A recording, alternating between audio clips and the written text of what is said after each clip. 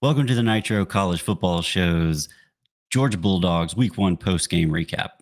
So, figured I'd jump on here. We just finished the game a couple hours ago. Uh, Probably would have came on sooner, but had to watch the end of that uh, FSU Bama game. That was wild. Talk a lot more about that tomorrow. But today, Georgia's season opener against Marshall gave us our first look at the Bulldogs in 2025. And it was your typical opening game against, this is basically like a preseason game, but there was a lot of stuff that we wanted to see as Georgia fans, right? Like we wanted to see a lot of the new players. We lost a lot of players to the draft last year and transfer portal. We got new receivers. We got a new quarterback. We got new running backs, new defensive line, all over the place. So just wanted to touch on a few of those things and just kind of share some thoughts and highlights about what happened during the game. So first, we'll start off with the offense. So offense was great. It was great to see Gunner back there using his legs. He ran for a ton of yards. He was actually Georgia's leading rusher with 73 yards and had 2 rushing touchdowns. And I think he also had 2 passing touchdowns. So he almost threw for almost 200 yards. So really great day for him. He started out really, really strong and kind of slowed down a little bit around halftime. Just some things didn't go right for him, but great first home opener start for him. Got broken nicely. The line did a pretty good job of blocking for him for the most part, but Gunner showing his use of his legs, that's going to be a big feature of the offense this year. And that's one of the things that makes Georgia's offense successful is when we have a quarterback who can use his legs, i.e. Stetson Bennett.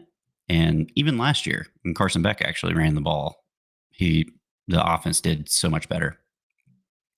But Gunner had a lot of poise. He didn't panic. He was able to distribute the ball to multiple people. There wasn't just like one target that he was locked in on for the most part. And we saw a lot of people catch passes. Let's see if I can see how many. Yeah. So there's like 1, 2, 3, 4, 5, 6, 7 people caught passes today. No, it was more than that. Hang on. My stats are wrong here. Damn it, Google. A lot of people caught passes today. And biggest one being Zachariah Branch. He caught 3 passes today, but one of them was the highlight of the game. He took a 47-yard dump play to the house, and he was lightning fast. There was nothing fancy about the play. Gunner just dropped back, waited for him to mosey on over close to the sideline, dumped it off to him, and off he went. He took off and just sprinted dead, like just blazing speed down the field and scored. It was awesome. And then he goes to catch a punt in the next series or two, and he has a cramp in his foot. And I think all of the Bulldog Nation gasped for a second. And it was like, oh no, we finally got this guy. And don't tell me he's going to be hurt. Luckily, just a cramp. So happy about that. Okay, so how many players did Gunner distribute to? 1, 2, 3, 4, 5, 6, 7, 8, 9, 10, 11, 12 players caught passes today from Gunner Stockton. Amazing. I mean, just distributing the ball, being that point guard of the offense. That's exactly what you're looking for out of your quarterback. He didn't He only made like a couple of questionable decisions, but um, for the most part, had a very very clean game. And the receiver showed up. I was a little bummed that he didn't get a good as blocking on a long pass to Taylor Taylor, which if he had like another second, that would have been a touchdown. And there was one that Noah Thomas could have caught, and that would have been awesome if he'd have caught that. That would have been a hell of a debut. But overall, great. Oscar Delp had a couple catches. We saw a lot of good stuff out of the running backs. So let's swap on over to them.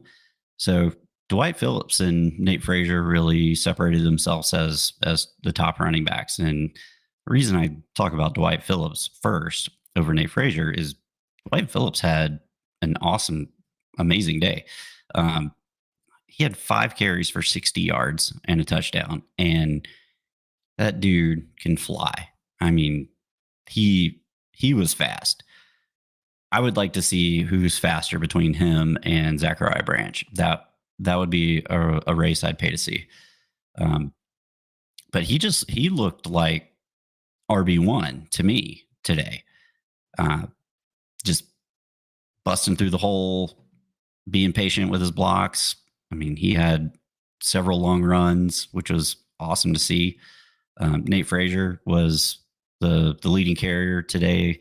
He averaged 4.3 yards a carry, which isn't bad. Um, but gotta have more out of Nate to for this offense to really really take off against some real competition. And then behind him, you had Chauncey Bowens, who actually had a much more surprisingly good day than I thought while I was watching it.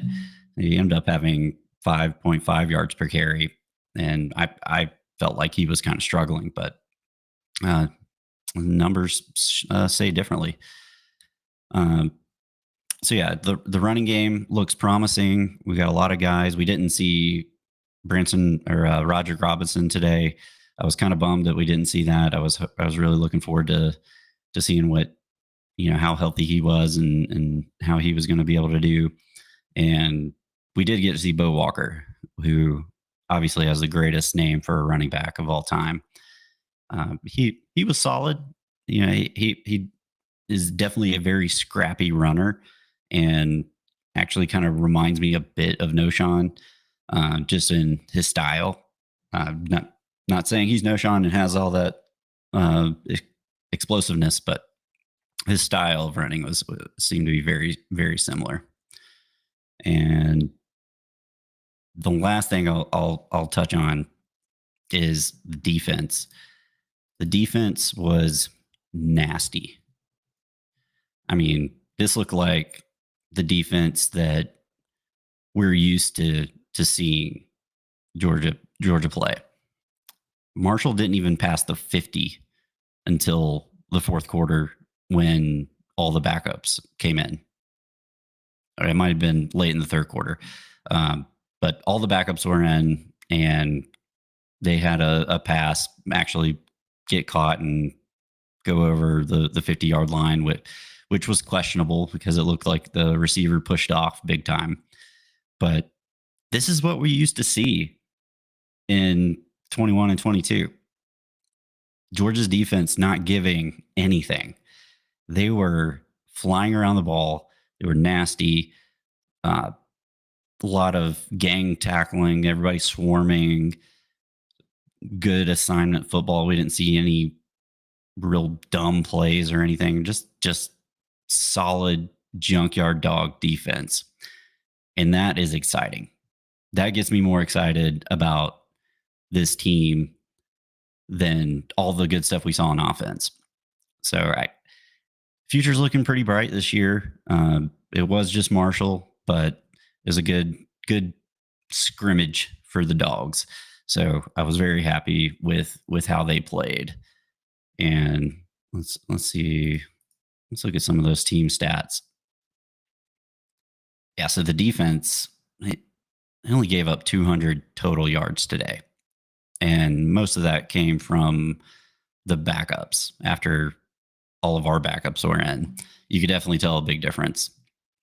Just a dominant performance. And that's what you want to see in your team, especially when you're playing a team like Marshall, who lost 78 players to the portal last year and has a new coach, and they're like rebuilding from scratch and trying to find out who they are. This is what you want to see from a team like Georgia.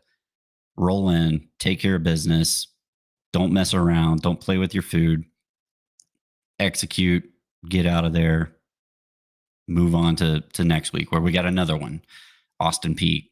It'll be very similar to today. But two warm-up games before the big one out in Knoxville against Tennessee. Very clean game. There was only 2 penalties for Georgia for 15 yards. Was 3 for 3 on 4th downs. 3rd downs efficiency wasn't that great. They were 6 for 16. So obviously that's an area that they're going to have to get better at. And I think a lot of that was mainly just the offensive line. It's a new offensive line. They're still trying to come together and gel. They did play really well overall, but there were definitely times when Gunner had dropped back and he didn't have, if he'd had just like a half a second or a few tenths of a second more, if someone would have just picked up a block here or there, that you could definitely tell that there was some youth on that line. But really great to see them. They moved people. We saw some good stuff out of the running game, and that's exactly what you want to see. I know I'm a broken record, but that's exactly what we want out of our Dogs. So great game. Happy for Gunner.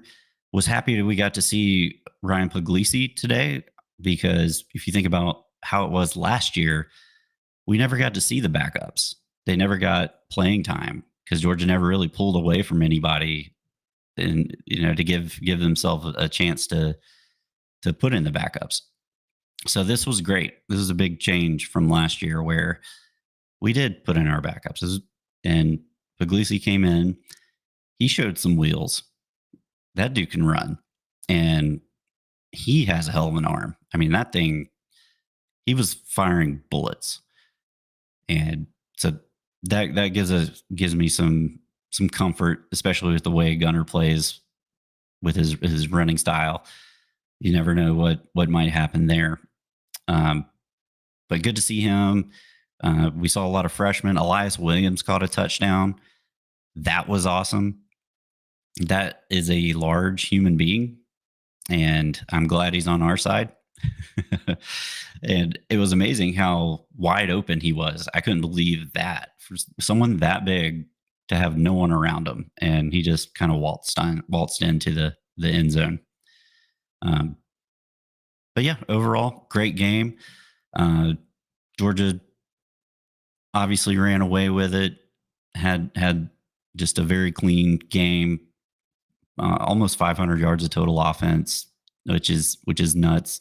So I think all the Bobo haters are going to be quiet for a little bit.